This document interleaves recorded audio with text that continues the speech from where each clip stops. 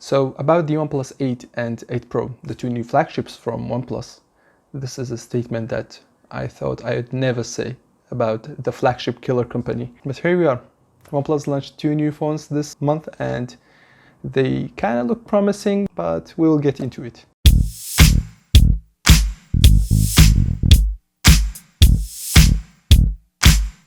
Hey, how's it going, tech people? I'm back with a brand new video, and in this video, like I said, we are going to be talking about the OnePlus 8 and 8 Pro. Okay, so how about a little bit of history about the OnePlus company before getting into the new flagships? So the company was first founded by Pete Low Carl, which was the vice president of the Oppo company. And OnePlus is still, to this day, is a subsidiary of Oppo. So they're basically a Chinese company selling budget phones. So they identify themselves at the time with high specs and great overall phone at a lower price. And they start to call their phones a flagship killer just because they had a great software, the Oxygen OS, and the actual specs of the device was great. It was like a flagship, but at a lower price. They obviously did cut some corners to get there. For example, their cameras wasn't all that great, and there were some minor things like IP ratings and wireless charging that they didn't have. But in the other remaining departments, they did really great, and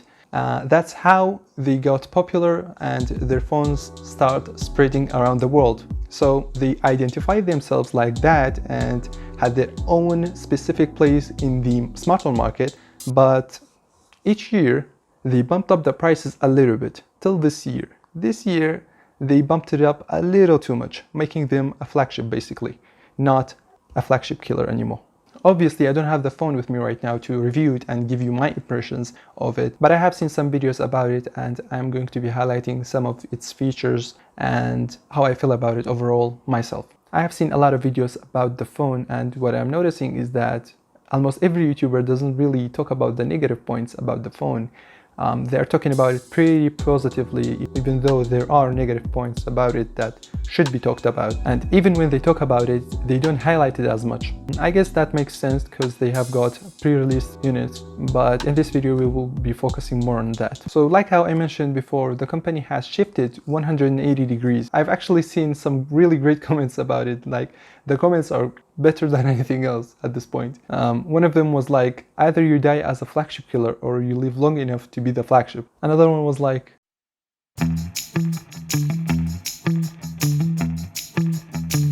here's our new great flagship phone. Oh, so guess I'm gonna be the flagship killer now.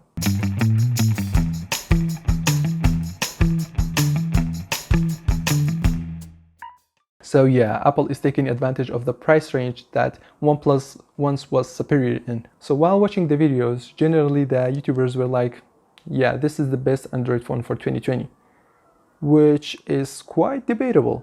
I just feel like the OnePlus 8, it's the best flagship in Android right now, in my opinion. It still undercuts a lot of the other flagships that it's now at feature parity with.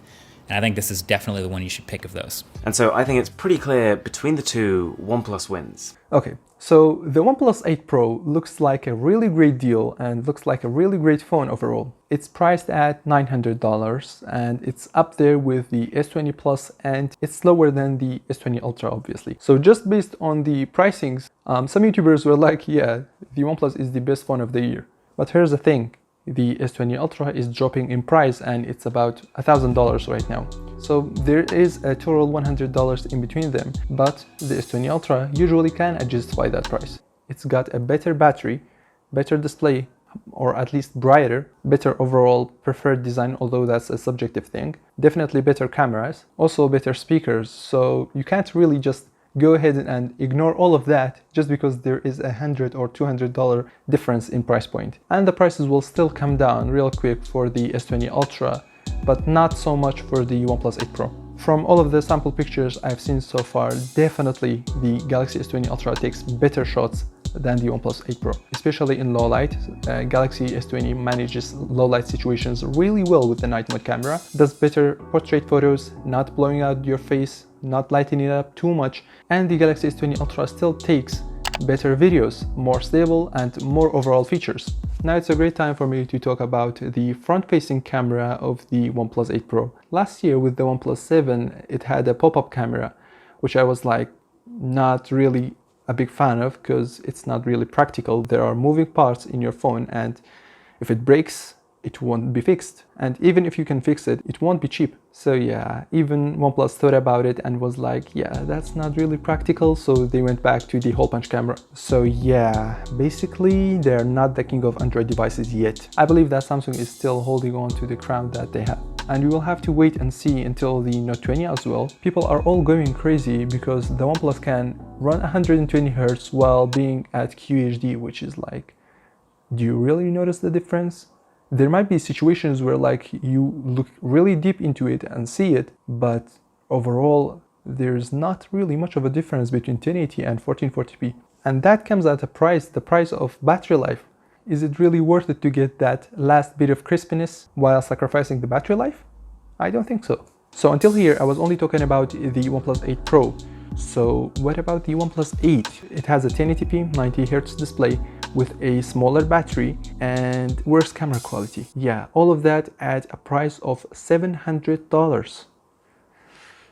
I don't know what to say to that. For that $700, you get an iPhone 11. So you are competing with who? With iPhone 11. And all you have over that iPhone 11 is a 90Hz display, and you have sacrificed elsewhere to get this as well. Yeah, the iPhone 11 will have a better battery life, overall a better phone with a noticeably better camera, so I don't really know how to justify the price for the OnePlus 8. I believe they should have put it at a lower price point, and it doesn't have wireless charging and the IP rating as well for the OnePlus 8. So yeah, I have mixed feelings about the phone, but that doesn't take away from the OnePlus 8 Pro being one of the greatest phones in 2020. But I don't consider it as the king of Android phones. I should say they have improved really well, especially with the cameras, and it's a OnePlus phone, so you gotta expect the speed out of it. So yeah, you are not sacrificing much except for your wallet, and if you like OnePlus, you will love this one as well. I can still comfortably say it's the second best Android phone right now. I could get into detail about the points that I have talked about, but I just kept it simple and wanted this video to be short. Hope you guys enjoyed this quick video about the OnePlus 8 and 8 Pro, and I will see you guys in the next one. I might have been a little too harsh on OnePlus. So OnePlus is no longer a flagship killer, and Apple is becoming the flagship killer? Is that what's happening? Is this the end of the world? What is going on?